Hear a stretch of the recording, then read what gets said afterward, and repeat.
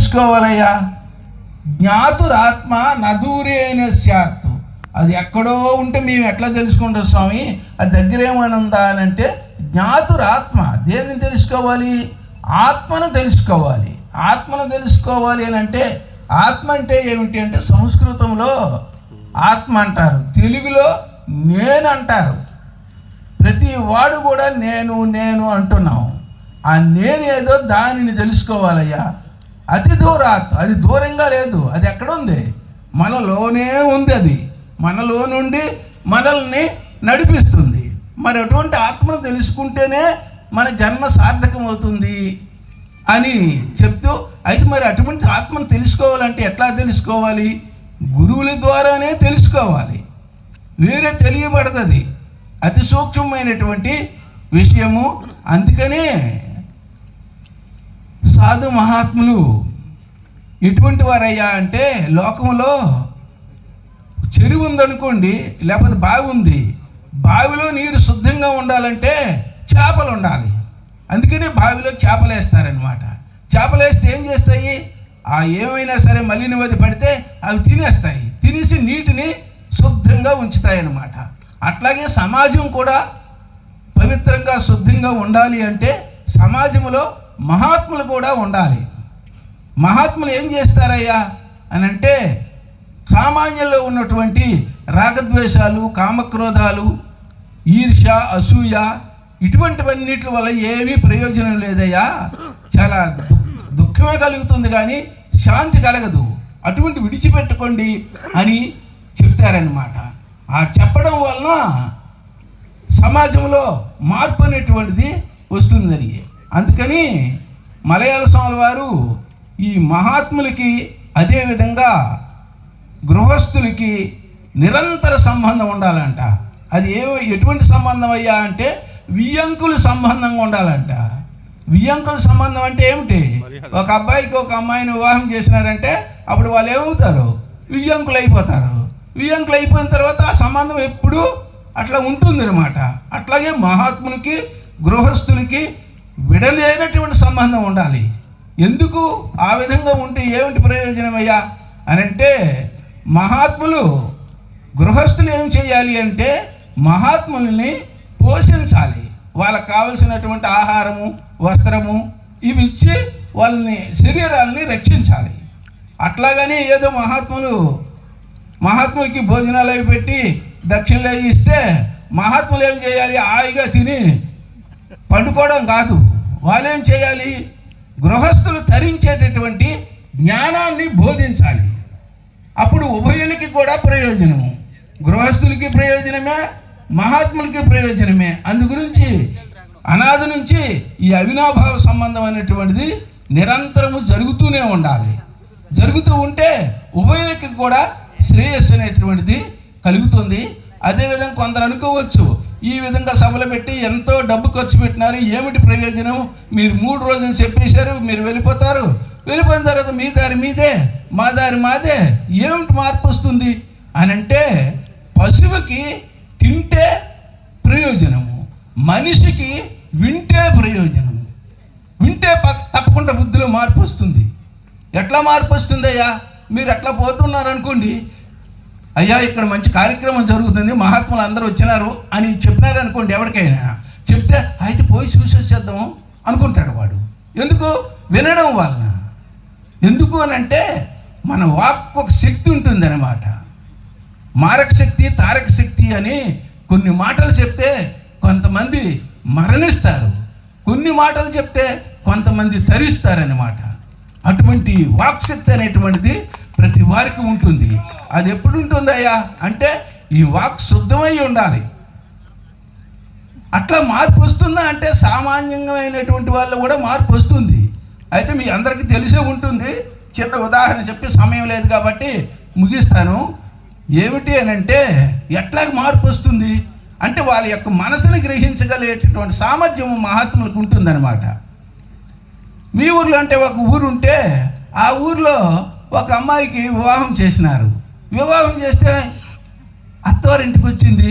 వచ్చిన తర్వాత అత్తకు కోడలికి ఎప్పుడూ గొడవ అశాంతి అయిపోయినారు ఇద్దరును.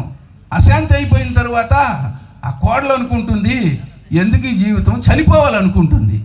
అనుకొని ఆమె ఒకరోజు ఏం చేస్తుంది, చనిపోయినట్లు ఎట్లయినా చనిపోతాను కదని ఒక శివాలయంకి పోతుంది.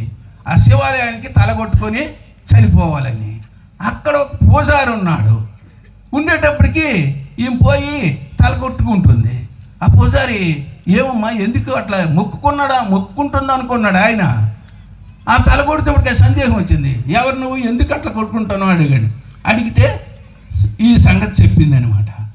చెప్తే అప్పుడు ఆయన పూజారి అన్నాడు, ఏమమ్మా ఎందుకు అంత ప్రమాదంలో పడిపోతాను, ఏమిటి నీకు కష్టం వచ్చింది చెప్పు అంటే, ఇట్లా మా అత్త నన్ను బతకనివ్వలేదు అని చెప్పింది.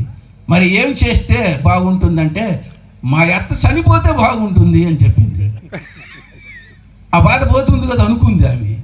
అనుకుంటే ఎవరికైనా మనం చెప్పేటప్పుడు, పిల్లలకు కానీ పెద్దలకు కానీ చెప్పేటప్పుడు వాళ్ళ అభిప్రాయం ప్రకారంగా మనం చెప్పాలి.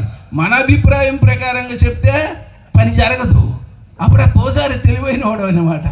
ఆయన వెంటనే చెప్పినాడు, అట్లాగేమా నా దగ్గర మందు ఉంది, నీకు మందు ఇస్తాను, మీ అత్తకు పెట్టి ఆమె చనిపోతుంది, నువ్వు హాయిగా ఉండొచ్చు అన్నాడు. అనగానే మంచిదే అనుకొని ఆ మందు ఇవ్వండి స్వామి అని ఇచ్చేసినాడు. ఆయన ఇచ్చినాడు. ఆ మందు తీసుకొని అయితే పూజారి ఒక మాట చెప్పినాడు, ఏమిటి అంటే, ఇది స్లో పాయిజన్ అమ్మా, మీ అత్తగారు 1 నెల రోజుల్లో చనిపోతారు. అప్పుడు వరకు ముసలమ్మ కదమ్మా, ఆమెకి భోజనం పెట్టు, మంచిగా చూడు, ప్రేమగా చూడు అని చెప్పినాడు అనమాట. ఆమె అనుకుంది 1 నెల రోజుల్లో పీడపోతుంది, సో ఆ పూజారి చెప్పినట్టు చెయ్యాలనుకుంది. అనుకొని ప్రేమగా చూస్తుంది. అట్లాగా ఇద్దరు కూడా ఇంతకుముందు ఒకరుంటే ఒకరు ఉండేవారు కాదు, భోజనం చేసేవారు కాదు. ఒక 20 రోజులు అయ్యేటప్పటికి ఒకరు లేకపోతే ఒకరు భోజనము చెయ్యనటువంటి స్థితి వచ్చింది. ఎందుకు? ఆ లోపల ఉన్నటువంటి ఆ రాగద్వేషాలు, ద్వేషం ఏదైతే ఉందో అది పోయింది. ఎందుకు? కోడలు మంచిగా చూసుకుంటుంది. అత్త కూడా బుద్ధి మారింది, అయ్యో మా కోడలు మంచిగా ఉన్నప్పుడు మనం మారాలనుకుంది. ఇద్దరు మారిపోయినారు. మారిపోయిన తర్వాత 20 రోజులు అయిన తర్వాత ఆమె ఏం చేసింది అని అంటే, అయ్యో ఇటువంటి అత్తను చంపుకుంటే నాకు నరకం వస్తుంది, మా అత్తను ఎట్లయినా బతికించుకోలే. మళ్ళీ పూజారి దగ్గరికి పోయింది. పూజారి దగ్గరికి పోయి కాలు మీద పడి, మా అత్తను ఎట్లయినా రక్షించా, మీ అత్త బతకదు, సరే నువ్వే మందు పెట్టమని చెప్పినావు అన్నాడు. ఆయన అనేటప్పటికి ఆమె ఆ పూజారి కాలు పట్టుకొని, నువ్వు మా అత్తను బతికిస్తే వదులుతా, లేకపోతే వదలను అన్నది. అనేటప్పటికి అప్పుడు పూజారి చెప్పినాడు, అమ్మ నాకు బిరుడి మందు తెలుసు, ఇస్తానులే, నా బాధ వదిలి అన్నాడు. అనేసి మళ్ళీ మందు ఇచ్చాడు. మళ్ళీ మందు ఇస్తే తీసుకుంది. ఆ మందు ఏమిటంటే, మొట్టమొదటి ఇచ్చింది విభూదే, ఇప్పుడు ఇచ్చింది కూడా విభూదే. మందేం కాదు అది, మందే చనిపోవాలి కదా. కానీ ఆ మనసులో ఉన్నటువంటి ఆ ద్వేషాలను పోగొట్టాడు. ఇద్దరికి ద్వేషం ఒకరంటే ఒకరు, ఆ ద్వేష భావాలు పోయినాయి అనమాట. అందు గురించి మహాత్ములు చెప్తే ఏమవుతున్నాయా అంటే, అటువంటి ద్వేష భావాలు, రాగద్వేషాలు ఇవన్నీ పోతాయి. మనిషి జీవితం అంటే ఏమిటి? జీవితం అంటే ఏమో కాదు. జీవితం అంటే కేవలము, జీవితం అనేది ఒక నదీ ప్రవాహం లాంటిది మన జీవితము. ఇప్పుడు ఒక నది ప్రవహిస్తుంది అనుకోండి, మన గోసని నది ప్రవహిస్తుందంటే ఎక్కడ ప్రవహిస్తుంది? అటు కొడ్డు ఉంటుంది, ఇటు కొడ్డు ఉంటుంది. ఆ 2 ఒడ్ల మధ్య నుంచి అది ప్రవహిస్తుంది అనమాట. అట్లాగే మన జీవితం కూడా, మన జీవితం అంటే ఏమిటి? మన మనసే మన జీవితం. ఆ మనసు ఎక్కడ ప్రవహిస్తుంది అని అంటే, ఇటు రాగం అనే ఒడ్డు, ఇటు ద్వేషం అనే ఒడ్డు, ఈ 2 ఒడ్ల మధ్య నుంచి అది ప్రవహిస్తుంది అనమాట. ప్రవహించి ఎక్కడికి పోతుంది? సముద్రానికే పోతుంది నది, ఇంకెక్కడికి పోదు. ఎందుకు? సముద్రం ఎక్కడ పుట్టింది? నది ఎక్కడ పుట్టింది? సముద్రం నీటితోనే నది పుట్టింది. సృష్టి యొక్క నియమం ఏమిటంటే, ఏ వస్తువు ఎక్కడి నుంచి అయితే వచ్చిందో ఆ వస్తువు అక్కడికే పోతుంది అనమాట. అది సముద్రం నుంచి వచ్చింది కాబట్టి ఆ నది ఎక్కడికి పోతుంది? సముద్రానికే పోతుంది. అట్లాగే మనకి దండిగా డబ్బు వచ్చింది అనుకోండి, డబ్బు వస్తే ఎక్కడ పెడతామండి? బ్యాంకులో పెడతాం. ఎందుకు బ్యాంకులో పెడతాము? అది రిజర్వే బ్యాంక్ నుంచి వచ్చింది. అట్లాగే నీళ్ళు పోసాం అనుకోండి, ఎక్కడ పోతుంది? కిందకు పోతుంది. ఎందుకు? సముద్రం కిందనే ఉన్నది. అగ్ని వెలిగించామనుకోండి, అగ్ని వెలిగిస్తే అది ఎక్కడ పోతుంది? పైకి పోతుంది. ఎందుకు? దానికి కారణమైనటువంటి సూర్యుడు పైన ఉన్నాడు అనమాట. అట్లా ప్రతి వస్తువు ఎక్కడి నుంచి అయితే వచ్చిందో అక్కడికే పోతుంది అనమాట. అట్లే మనము కూడా ఎక్కడి నుంచి వచ్చాము? మనం పరమాత్మ నుంచి వచ్చామన్నమాట. కాబట్టి మనం ఏం చేయాలి, మళ్ళీ పరమాత్మను చేరేట వరకు ఈ ప్రయత్నం అనేటువంటిది చేయాలి. అదే అవిజ్ఞాతే జన్మ నష్టం. అది తెలుసుకోకపోయినట్లయితే మన జన్మ వ్యర్థమైపోతుంది. విజ్ఞాతే జన్మ సార్థకం. తెలుసుకున్నట్లయితే మన జన్మ సార్థకం అవుతుంది. దేన్ని తెలుసుకోవాలి? జ్ఞాతురాత్మ న దూరే స్యాత్. ఆ ఆత్మ అనేటటువంటి దూరంగా లేదయ్యా, నీలోనే ఉంది. అదే నిన్ను నడిపిస్తుంది. కానీ దానిని మర్చిపోయినావు. అది లేకపోతే నీవు లేవు. ఎందుకు అంటే నువ్వేమనుకుంటున్నావు, కండ్లుంటే కండ్లు చూస్తున్నాయి, చెవులు వింటున్నాయి, నోరు తింటుంది అనుకుంటున్నావు. కండ్లు చూడలేదు, చెవులు వినడం లేదు. అట్లా చెవులు విన్నట్లయితే చనిపోయిన వాడికి చెవులు ఉంటాయి కదా, వినాలి కదా. కండ్లు ఉంటాయి కదా, చూడాలి కదా. కండ్లు చూసినట్లయితే కళ్ళు చూసేవి కాదు, చెవులు వినేవి కాదు. కళ్ళజోడు చూస్తుందండి. కళ్ళు ఉంటే కళ్ళజోడు, కానీ కళ్ళు లేకపోతే కళ్ళజోడు చూస్తుందా? అట్లాగే ఈ కండ్లు ఇవన్నీ కూడా ఏమిటి అని అంటే ఆ ఆత్మకు పరికరాలు. ఆ ఆత్మ ఉంటే ఇప్పుడు లైట్లు, ఫ్యాన్లు ఇవన్నీ పనిచేస్తున్నాయి. దేని నుంచి పనిచేస్తున్నాయి? కరెంటు ఉంటే ఇవన్నీ పనిచేస్తాయి. కరెంట్ లేకపోతే ఏది పనిచేయదు అనమాట. అట్లాగే మన శరీరంలో ఉండి మన శరీరాన్ని నడిపించేటటువంటి ఏ చైతన్య శక్తి అయితే ఉందో అదే ఆత్మ, అదే నేను అని తెలుసుకోవడమే జ్ఞాతురాత్మ అని శాస్త్రం చెప్తుంది. అటువంటి ఆ ఆత్మతత్వాన్ని తెలుసుకోవడానికే ఇటువంటి సభా కార్యక్రమాలన్నీ కూడా మహాత్ములు ఏర్పాటు చేయడం అనేటువంటిది జరిగింది. అదిగాక మన వాళ్ళు చెప్పినట్లుగా సన్యాసి సొంత గ్రామంలో ఉండకూడదు. సన్యాసి అయినటువంటి వాడు ఎక్కడైనా ఉండొచ్చు, కానీ సొంత గ్రామంలో ఉండకూడదంట. ఎందుకయ్యా అంటే వాళ్ళు ఏమంటారు, వరే వీడు మనవాడే కదా, వీడి తేలిగ్గా చూస్తారంట. అది సహజం అన్నమాట. అటువంటిది నేను మొత్తం దేశంలో అంతా వెళ్తూ ఉంటాను, గౌరవిస్తూ ఉంటారు, అన్ని ఆశ్రమాలు ఉన్నాయి, అన్ని సభలకు వెళ్తూ ఉంటాను. కానీ నాకేదో పుణ్య విశేషం చేత మా జన్మస్థానం వస్తే అంత గౌరవం ఇంకెక్కడా లేదు. అదేమిటో ఎవరు గౌరవించరు ఎక్కడ, కానీ మా జన్మస్థానానికి వస్తే అంత గౌరవం. ఎందుకంటే నన్ను ఎక్కడెక్కడ గౌరవిస్తూ ఉంటారు, కానీ ఇంతగా ఎవరు గౌరవించలేదు. అది నా పుణ్య విశేషంగా నేను చెప్తున్నాను. ప్రత్యేకం జరిగినటువంటి విషయమే చెప్తున్నాను. వాళ్ళందరూ కూడా ఈ సభ చేయాలంటే ఎన్నో లక్షల ఖర్చు. అయినా సరే వాళ్ళందరూ కలిసి మేము తప్పకుండా చేస్తాం స్వామి, మీరేం సందేహించకండి అని ధైర్యంగా చెప్పి స్వామి చెప్పినట్లుగా అన్ని పార్టీలు ఒకే పార్టీ అయినారు. ఒకే పార్టీ అంటే ఏమిటి? అఖిలాంధ్ర సాధు పరిషత్ 60వ సభ పార్టీ. అవన్నీ పోయి అఖిలాంధ్ర సాధు పరిషత్ 60వ సభ పార్టీ అయ్యింది అనమాట. అట్లాగా అయ్యింది కాబట్టి ఇదంతా కూడా జరుగుతుంది. ఈ విధంగానే ఈ అఖిలాంధ్ర సాధు పరిషత్తు సభ ఏ విధంగా అయితే ఏకమైందో గ్రామస్తులందరూ కూడా అదే విధంగా ఉండి గ్రామాన్ని అభివృద్ధి చేసుకుండి ఈ ప్రాంతానికి కూడా అభివృద్ధి కలిగేటటువంటి పనులు చేసినట్లయితే మంచిది. అది కాక మధ్య గ్రామంలో చాలా విశేషమైనటువంటి వాళ్ళు మంచి దానము ధర్మము అది ఉంది కాబట్టి ఇదంతా చేయగలుగుతున్నారు. అదిగాక నాకు ఏదో పుణ్య విశేషం ఉండడం వలన వారందరూ కూడా మీరు తప్పకుండా మీరు స్వామి మీరు ఏం చేయక్కర్లేదు, మీరు కార్యక్రమాలు చూసుకోండి అంతే, మీరు ధ్యానం జపం చేసుకోండి, మేము అవన్నీ చూసుకుంటామని ధైర్యంగా చెప్పి ఎంత వైభవంగా చేస్తున్నారంటే వాళ్ళకు భగవంతుడి యొక్క అనుగ్రహం కూడా ఉంది.